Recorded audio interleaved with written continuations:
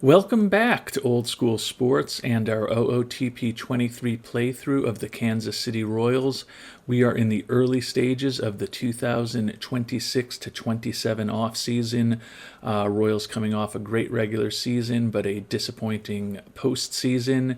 And our goal is to be just as competitive next year in the regular season and hopefully do a little better in the playoffs. We are in a win now mode, looking at our owner goals as this offseason begins, wants us to reach the playoffs and reach the World Series next year, upgrade from first baseman Nick Pratto, and also make some money, some more money by 2028. So we have kind of been in a mode of increasing attendance, and we're basically maxed out at that point.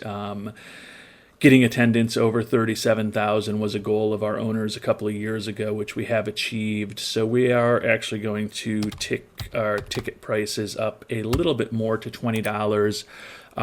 Probably not going to have full attendance next year with that, but the goal is to maximize revenue per game and hopefully profit per game by kind of finding the sweet spot where we still sell a lot of tickets, but the incremental price that we can pick up makes up for the attendance that we lose. So we'll see how we do with a slightly higher $20 ticket price next year, which will represent an increase of close to 10% over our average ticket price for 2026.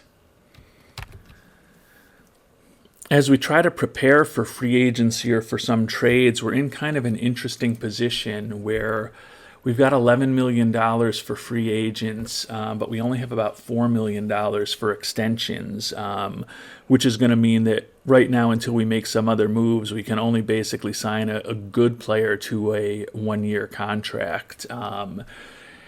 And I have thought since our last episode about potentially moving on from Nico Horner, who is in his last year, getting paid $10 million this year. A solid hitter, 4-time Gold Glove winner for us. Has been a league average-ish or slightly better offensive player with a great glove and a great personality in the clubhouse. And we are going to be moving on from Nico Horner next year and turning the position over to Ricardo Cabrera, who, as you can see, has a pretty similar batting profile. Not quite as good defensively, only 22 years old, so he still has an opportunity to improve. And there was a part of me that thinks, Cabrera's only making $700,000. Nico Horner is making $10 million. Obviously need to just move on from Nico Horner a year early. The concern is, though, he's in the last year of his contract. So even if we do move on from Horner, which would make us a weaker defensive team undoubtedly, and also almost certainly a slightly weaker offensive team, that would push us up to the point where we'd have about $20 million for free agents this year. But it's still going to have to be somebody who only would sign for a one-year contract because it's not going to free up any money for extensions for us. So given that we are a win-now team, I don't think getting rid of Horner is the right way to go. Looking at the batters who are going to be available in free agency, the top are Cedric Mullins, Luis Robert, Will Smith. Mullins is the most interesting to us. He is 32 years old, solid defensive center fielder, solid offensive bat. You can see he has been a well above average offensive player for several seasons now. The issue is he's going to be making about $26 million a year, or at least that's what he wants to make, and he's also looking for a 6-year contract. And as I talked about, we just don't have the kind of money to pay anybody, in a second and subsequent seasons, that type of money right now with the players that we have on the books already. Looking at pitchers, there's definitely some frontline starters out there. Honestly, the one that we'd be most interested in bringing back is Luis Castillo, who we picked up from the Mets before the trade deadline and had a really nice season for us. The issue with him, though, again, he's looking for about $26 million, and he's looking for 6 years, just like Mullins. So those top two guys, we not only have to free up about $15 million-ish this year, but also have to somehow find another 20 million-ish or so out of the budget in future seasons to be able to sign them to a longer term contract, which those guys are much more likely going to be looking for than the kind of 1 year contracts we've offered in the past two off seasons to Clayton Kershaw and then to Zach Wheeler. I guess there's a chance, a 36-year-old Nathan Eovaldi, could he maybe end up going for something less? He's only looking for 5 and only looking for about 20 million a pop. If he sticks around and is still a free agent in a couple months, it's conceivable to me that he might agree to a 1 year deal. Would certainly be an upgrade, but he's also, 36 years old, going to turn 37 next season and fragile. Relatively similar profile to the likes of Kershaw and Wheeler, who haven't exactly worked out for us the way we wanted to. So that's an option there. But looking at free agency, there's just not an obvious player that we have to target. You can see we have made a minor league offer to catcher Will Banfield. Would love to have him in AAA with that really nice glove. Honestly, if he signs with us, I think there is an argument and a chance that if we sign him, we move on from our current backup catcher who's making a couple $1 million next year. What exactly is McGuire making? $2.3 million. We would, potentially think about moving on from McGuire if we could get something for him in a trade, which would free up a little bit of cash. But there's just nothing that really feel we have to chase after right now in free agency. And then even looking at the trade block, some interesting stuff out there. Devin Williams, obviously a frontline relief pitcher.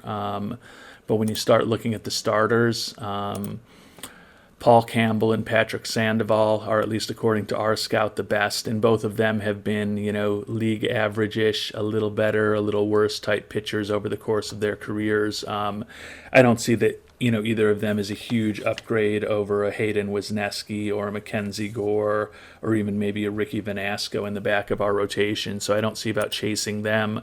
Looking at the top hitters available, Julio Rodriguez is very interesting, going to turn 26, very good offensive player, excellent right fielder, competent center fielder, really good bat, making $20.4 million. The issue is spent a little time trying to see if we could come up with something. And Seattle's obviously looking for a lot from him. Bobby Witt Jr. is the only player we could get for him straight up. And we are not going to make that trade given that Rodriguez is in the final year of his contract, about to make big money, while we still have Bobby Witt Jr. locked up for another 4 seasons before his option year at a very attractive $13 million a year. So there's no obvious, players available on the trade block that excite us all that much either. So as we begin free agency, the only thing I'm definitely going to look to do is to finally move on from our long-term first baseman, Nick Pratto. He's signed to a pretty reasonable contract, $4 million this coming year, and then $3 million for the 3 seasons after that. But, over the course of his career, he's been a slightly above average offensive player, 110 OPS plus, 110 WRC plus for his career. But his average season is, 227 batting average, 31 homers and 96 ribbies in 162 games, if you prorate things out. But, typically that means a 230-ish batting average with 24, 25 homers, depending on how often he's actually playing and in the lineup. And I think that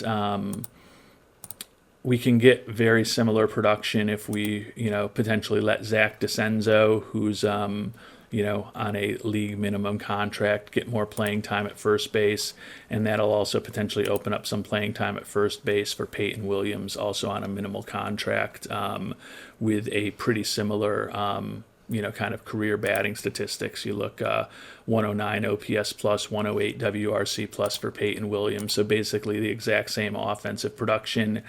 In the case of DeCenzo, if I could pull up his actual batting stats.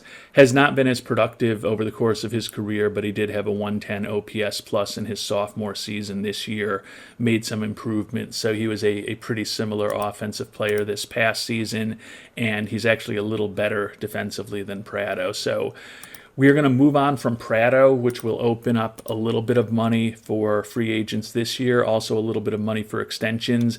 Again, nothing obvious that we're going to be gunning for. Always would like to add another starting pitcher if we could, but also we'll be kind of okay if we don't make any big moves this offseason, and we just have a lot of flexibility to potentially take on some bigger contracts as we get closer to the trade deadline next year.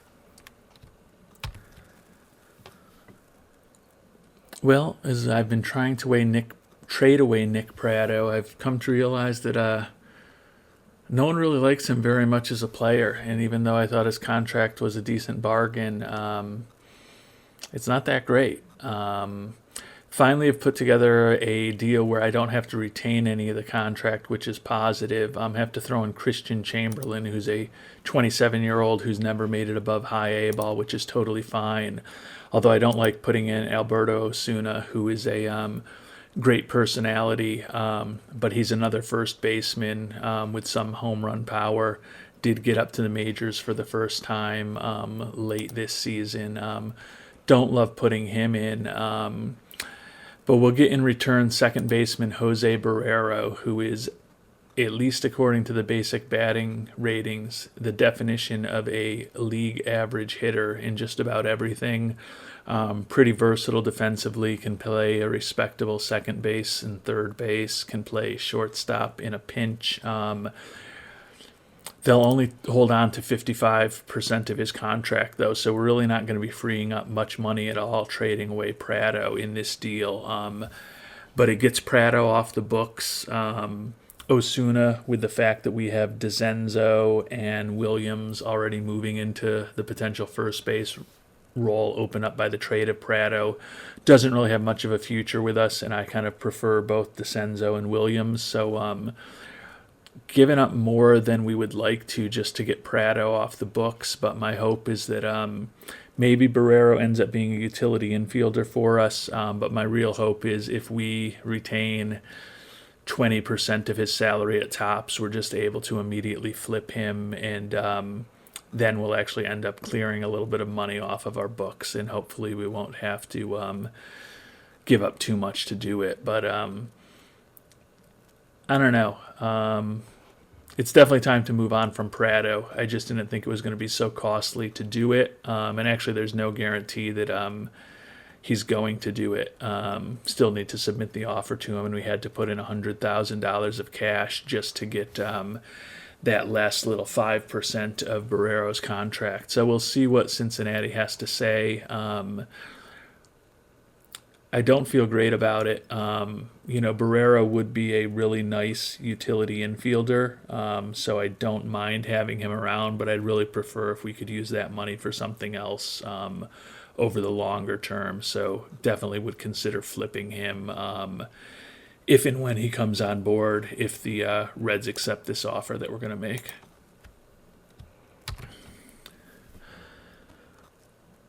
And the Reds have accepted the trade, so we're going to send them Prado, Osuna, and Christian Chamberlain, as well as $100,000 to get Barrero in return. Barrero theoretically goes right onto the Major League roster as a utility infielder for us, along with Brooks Lee. But as I mentioned, I may try to flip him soon to free up a little more cash. Fans not excited that we got rid of Prado, so that's not optimal. 2-point hit to fan interest. You can see financials a little bit better for us, but not really as much as I thought by getting rid of Prado. So we will put, for the time being, Barrero onto our active roster, but we are going to immediately shop him and just see what, if anything, we can get from someone for him, given that the Reds are going to keep 55% of his salary. And there is interest, so we can probably get him off our books if we want, but A lot of big money coming our way in return, actually. Yeah, if we just were to shop for prospects and regulars and retain 20% of that contract, a lot less interesting, and there's still going to be money coming back to us in most cases. So we'll take a look, see if there's any interesting offers. But as I mentioned, he wouldn't be the worst utility infielder for a season or two. We're just going to be kind of paying him starter money, and he wants to be in the starting lineup, so he's probably not going to be too happy as a utility guy for us. And I'm actually thinking that we're going to keep Barrero for the time being. Looking at his profile, as we mentioned, numbers wise, ratings wise, looks like a perfectly average hitter. And when you look at the course of his major league career with a 99 OPS plus, 96 WRC plus, that's exactly what he is. Can play, three infield positions capably.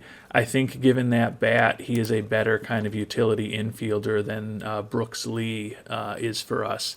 Lee may be a little bit better defensively, not as good with the bat, and over the course of his shorter major league career, Brooks Lee has put up just a 76 OPS plus and 76 WRC plus. So although we're losing a little bit defensively, I think moving Barrero into that middle infield role lets us move on from Brooks Lee and get some cash. And more importantly, JT Ginn, listed as a closer, but wants to be a starter, has the stuff to potentially be a spot starter for us in a pinch if we need. Over the course of his career with the A's, with a 110 ERA plus, 96 FIP minus, has been an above average major league pitcher. They're willing to hold on to 75% of his salary. So I think we are going to add Ginn as, potential fourth or fifth starter for us, more likely an arm out of the bullpen, and turn the utility infielder role over to Barrero from Brooks Lee. So doing a lot so far in these early days of the offseason. I don't know if I'm really making us better or worse, or just kind of doing stuff for the case of doing it, but we're changing things up a little bit. And the fans are modestly happy with the acquisition of Ginn. Puts us back up right to where we were in fan interest before we traded away Prado. So at least from that perspective, we are kind of back to even. And so now as we look at our team, we've got a little more money for free agents this year, but even less for extensions next season, having taken on the contract of Barrero, or at least 45% of that contract. So,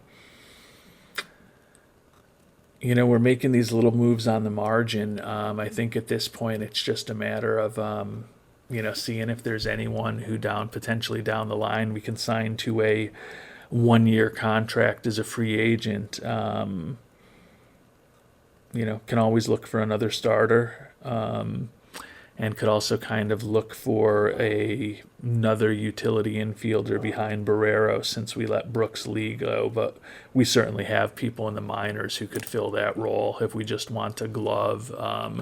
Could obviously bring Melvin Moreno back up to the majors and have a brilliant glove, just not with much of a bat. So he's obviously an option to move back up to the major league roster. And then we could also bring up Cabrera, who's going to be taking over for Horner as our second baseman the season after next, all else being equal. Could also put him up to give him some playing time, but we would want to make sure that he is playing at a regular basis rather than getting 150 at-bats if we were to have him on the major league team. And as we think about the potential offseason, if we're not going to make any big free agent acquisitions for the time being, going to increase both our scouting and our development budgets by $2 million. If I could actually hit enter, that would help ensure that that information is actually recorded. So that leaves us with no money for extensions, but still money to take on a free agent contract, obviously, before we get to before we finish up the off season, we can fiddle with those numbers a lot if there's somebody that we do really want to make a 1-year offer to.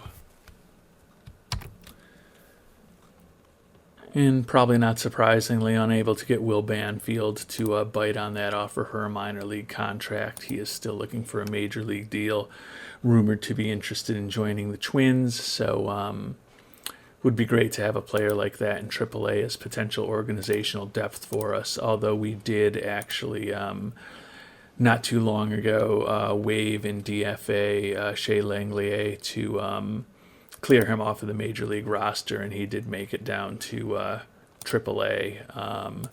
So not much of a bat, but a respectable glove. So he would be most likely the first catcher up for us, although we do also have Trey Barrera and Austin Hedges in AAA. Great glove in Hedges. Barrera, more of an average glove, but a little bit more of a bat. Hedges in this game is, just a brutal offensive player, even though he still is an outstanding defensive catcher, one of the best in the game.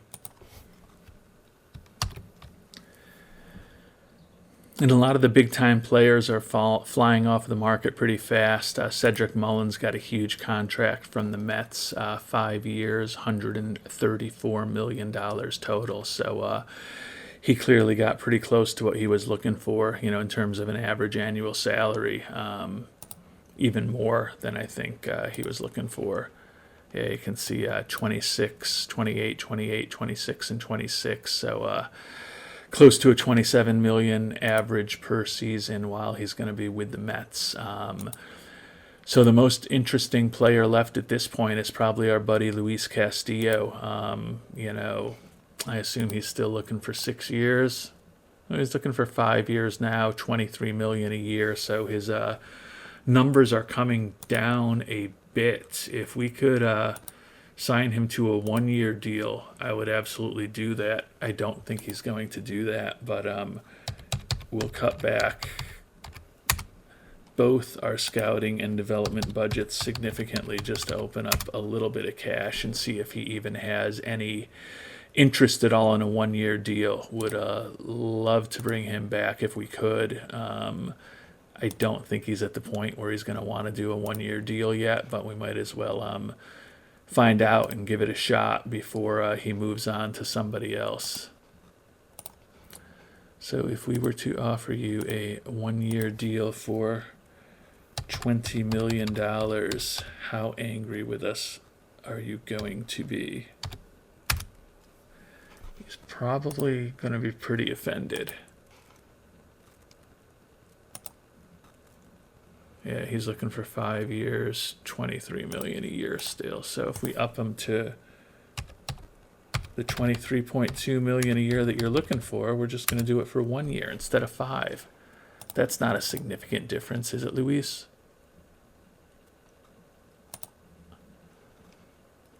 No. So now he's looking for $24 million a year. So we've upset him. What if we offer him $25 million for 1 year? More just to see if he's even got any interest. No, we've made him angry, so he probably will not be coming back. And not shockingly, Castillo quickly signed for $20.2 million a year over 5 years. So we just don't have the capacity to be taking on those extra years. You can see even with what we've freed up, we don't have that kind of money available for extensions. So we shot our shot with Castillo. It is what it is. I think at this point it's going to be pretty unlikely that we're going to be making any big moves in free agency at all this year. We'll see what things look like when we get into February, closer to when the season starts. But I think the main thing we're going to focus on is we've got a roster that we think is set up to win this season. We've added in Barrero to improve our infield. We've added Ginn, who hopefully improves our pitching staff through those trades. Nothing too exciting otherwise in this offseason. The loss of Castillo definitely hurt fan interest. can maybe look to see if there's a cheap player who's popular in Kansas City for some reason who might be a decent acquisition. But other than that, I think we'll go discount shopping towards the time that spring training's about to start, and then hopefully just have some money to fill any holes that develop as the season goes on, as we get closer to the trade deadline next year, because we're definitely still in win now mode with this team. And we're getting close to the Rule 5 draft, so want to make sure that we don't lose anyone that we don't want to. Junior Marin, former international free agent signing, had 20 home runs in high A ball for us while hitting .275. Still looks like he could develop into a competent major league hitter, decent corner outfielder. Not going to walk much. He's definitely a free swinger, but potentially has really good home run power and decent contact and gap power. So we are certainly going to put him on the secondary roster to ensure we don't lose him. Other than that, I don't think there's anyone all that exciting here, but we'll take a look at kind of the top-rated players, some of the veteran players that we have, and just make sure that there's no one else we want to put on the 40-man to protect as we get closer to the Rule 5 draft. And we are going to add 3 more players to the 40-man. Preston Johnson is a right-handed reliever. Got 3 option years left. Looks like he could be a decent arm. Also a lefty in Will Bryan. Been in Omaha the last 2 years. Pitched reasonably well this past season. Again, pure relief pitcher. But 3 option years left. At least want to keep the optionality on our front. And then Fernando Caldera, who we picked up very recently in a trade with Toronto. Looks like a decent defensive catcher with a acceptable major league bat, only 24 years old, so we definitely don't want to risk losing him. So we'll put all 3 of those gentlemen on to the 40-man roster, which puts us up to 37 out of 40 spots on the 40-man, and has us positioned if we want to pick up a player or 2 in the Rule 5. We've still got room to do that. And we're now at the Rule 5 draft, looking at overall ratings. Couple of 3-star players out there, nothing all that exciting. Jason Dominguez, interesting, only 23 years old. Still supposedly has 4.5-star potential. Could be a nice backup center fielder. Not the greatest bat in the world, but would certainly take a flyer on him if he's still available when we're looking. Would have to kind of do something to open up a spot in the outfield, but we are going to be looking for a long-term replacement in center field, presumably after Kyle Lewis leaves after this season. Dominguez is at least competent defensively. The question is what kind of bat he has. So I would absolutely take a flyer on him if he makes it to us, but I can't imagine that he will.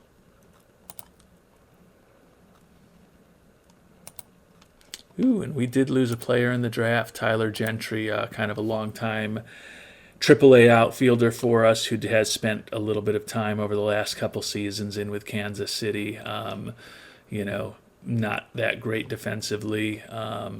Looks like, if he's lucky, he's going to be a major league average bat, so didn't have any real space for him, so unfortunately he is gone. Scouting director recommends that we don't pick up anybody, but I'm not going to lie, I am intrigued by Jason Dominguez, particularly with the fact that we just lost another outfielder.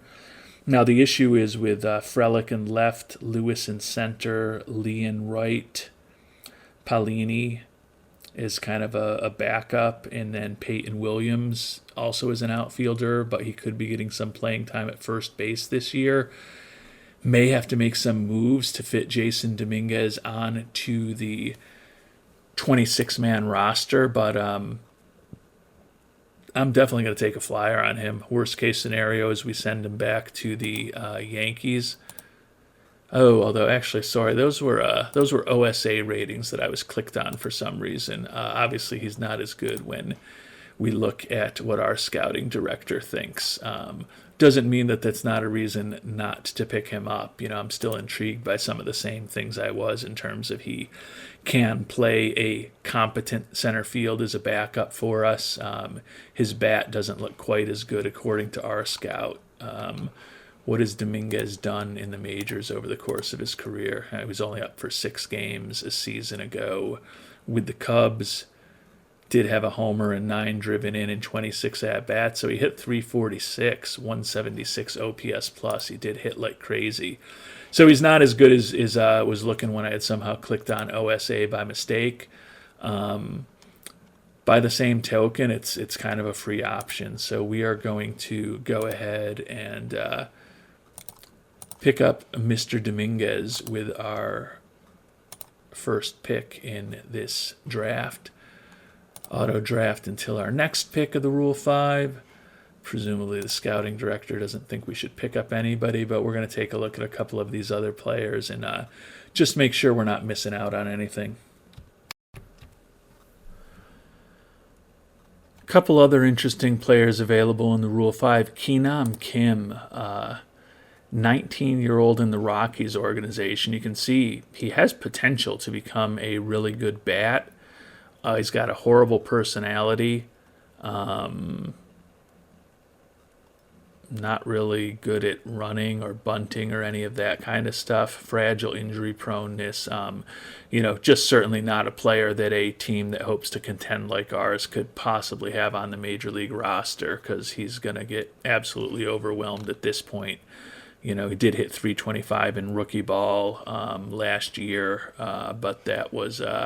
that's a long way from the major leagues. I'm a little intrigued by Will Pickford, 25 years old, and he's never played above Class A ball. And he had a brutal 5.06 ERA in Class A ball last year. His pitching ratings look interesting. I think the issue is just that he barely throws 90 miles an hour. I don't think he would make the team, but by the same token, the worst thing that happens if we pick him up and he doesn't make the team is that we just send him back to the Giants organization. So Pickford is definitely someone we would at least think about. Evan Miller is another pitcher who looks mildly interesting in the Rule 5 draft. You can see a little bit better than average stuff, good movement, acceptable control, 3 pitches out of the bullpen. Has enough stamina that you could start him in a pinch. Not that we'd be looking to do that. Ground ball pitcher, throws a little harder, 92 to 94 miles an hour. Has not spent a lot of time in the majors. Only pitched 11 2/3 innings over the last 2 seasons with the Padres, but has put up a 132 ERA plus and an 89 FIP minus. So we'll at least bring Miller into camp. Move on to the final round in the draft, see if there's anyone interesting still available. Pickford is still there.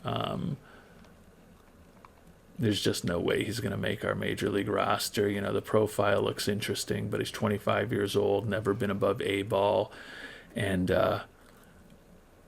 just doesn't throw all that hard. But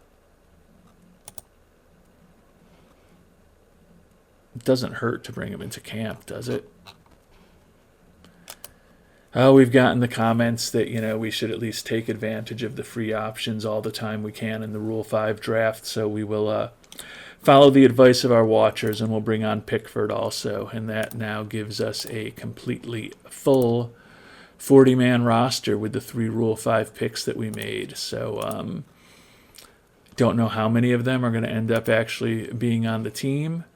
But, looking at the draft recap here,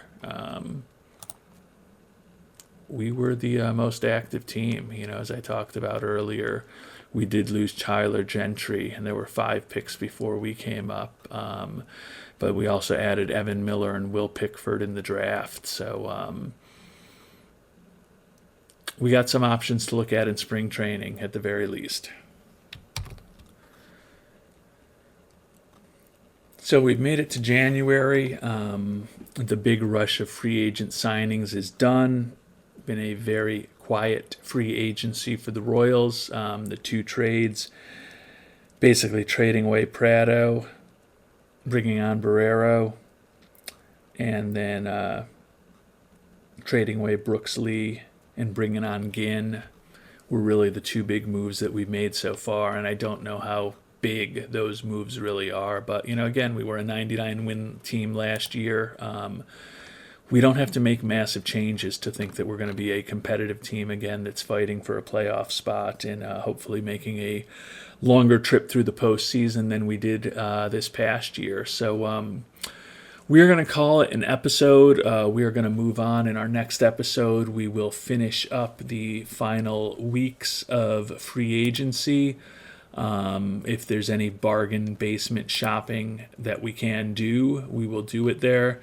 You can see still some interesting players out there. Jonathan India, Tony Kemp, Matt Barnes, former Royal Jake Brents, Jarrell Cotton, Ian Happ, Jordan Hicks, Corey Nabel, Ramon Laureano, Jock Peterson, and Trevor Rosenthal, most prominent among them, at least according to our scout. So there is potential that we will be adding someone in the final weeks before spring training begins, and then going to have some interesting battles in spring training this year with opening up the spot at first base and bringing Jason Dominguez into camp out of the Rule 5 draft. So probably a few more spots up for grabs this spring training than there normally have been for these Royals as we get ready to hopefully make another run at the playoffs in the 2020-27 season. Until then, thank you so much for watching and hope you have a great day.